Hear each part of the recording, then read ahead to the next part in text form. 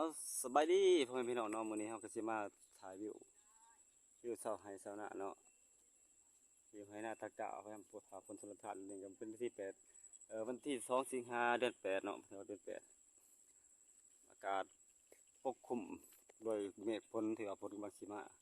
ถือว่าในอาทิตย์นี้หรือว่า2อาทิตย์ผ่านมาก็มีแต่ฝนกับฝนเนาะฝนก็ตกคุมื้อจนบ่หยุดบ่หย่อนถือว่าฝนดีหลายปีนี่แต่ว่าหนทางเฮามันก็เปื้อนหลายไปใช้กระยาซุก็เลยออกให้ออกหน้ามาเบิ่งสภาพอากาศหรือว่าพืชพันธุ์นาเฮาที่ว่าปลูกก็เขียวสดงดงามฟังเสียงเขียดเสียงกบร้องเนาะ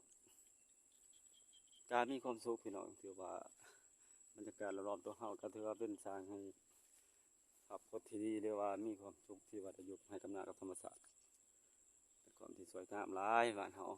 มีป่าไม้มีต้นไม้ใบหญ้าแต่ว่าต้น